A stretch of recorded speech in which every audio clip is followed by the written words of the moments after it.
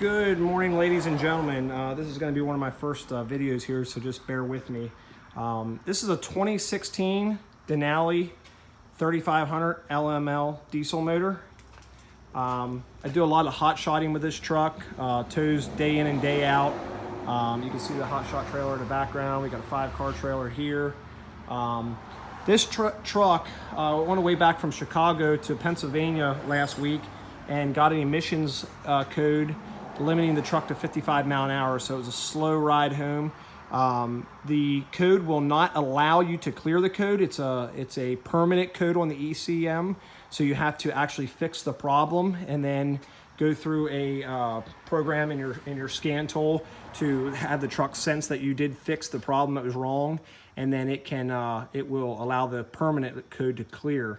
The code coming up was for the EGR bypass valve. That bypass valve is located on the passenger side here at the rear of the firewall. Take a look right there. That's your bypass valve back in there. It's pretty hard to get to.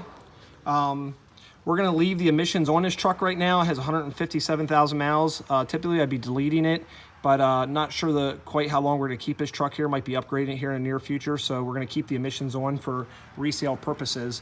However, most of the videos and information I was seeing online when I went to do this valve was saying that you had to pull the cab or pull the transmission.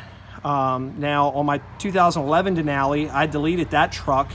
Of course, the bypass valve and the EGR cooler and everything came off when I deleted it, and I remembered I did not pull the cab or transmission when I did that job. So I was a little bit frustrated with having to figure that out, but I thought, you know, if I find a way here to get this off without having to pull the cab, and I'm going to making this video to show you guys so that you can have a little bit of knowledge yourself. So basically, to go about doing this valve here, get your air box off, your plastic intake plenum, take the air conditioner pump, undo the belt, flip that over out of the way. You'll need that to get a bolt out of the EGR cooler out of the intake. Take your V clamp, your band clamp here off the turbo, and that'll pop that plastic intake plenum up out. So basically, to get this EGR bypass valve out without having to pull the cab or anything, there's 3 up pipe bolts. They're pretty tricky to get to back in there. It's a little tight. They can be gotten. Take your turbo shield, just lay that off out of the way over there. The turbo heat shield, get that out of the way. There is a heat shield on the very back of the up pipes there. Just take a pry bar, big old pry bar like that there. Just take that and push that heat shield back out of the way. And there's 4 bolts back there. Here's the old bypass valve. These got 3 studs here that come out and go into a new valve, and then this here is for a coolant line bracket that comes up off the bell housing off the rear of the motor. You'll have to pull that out and then take them nuts off, and then once you get the bypass valve out, you run them studs out, put them in your new valve.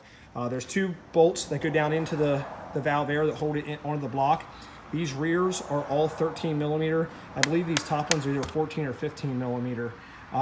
So break all them loose, get all them loose, and then you can pull this whole valve out with the EGR cooler. So get your EGR valve off of the driver's side here, get that loose.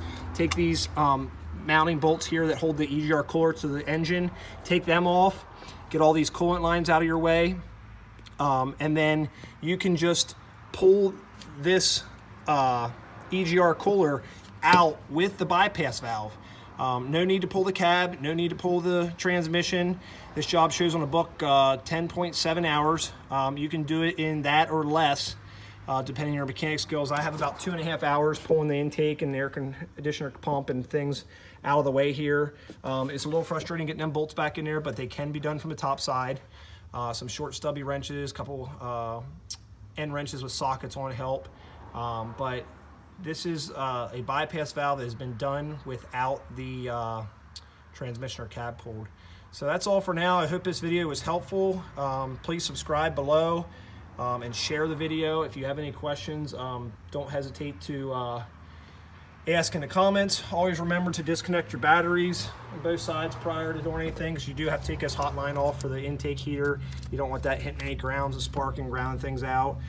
Drain your coolant. That'll save your mess on the garage floor.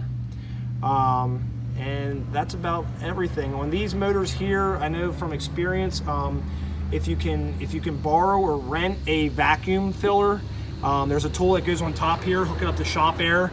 It will suck all the air out of the engine, and then you hook a hose up to the coolant and it will vacuum suck all the coolant back in to get all the air pockets out. Makes it for a whole lot easier getting that thing as full as you can of coolant and getting the air out of it. So that's all for now, folks. If you have any questions, comment below, and I'll try to answer them best I can. Pretty familiar with this LML motor. I rebuilt my 2011 completely from the bottom up. I had 396,000 miles on it. It was totally rebuilt. Has 638 on today, I believe. This truck, like I said, 157 on it. We're going to keep it stock. So thanks again, guys.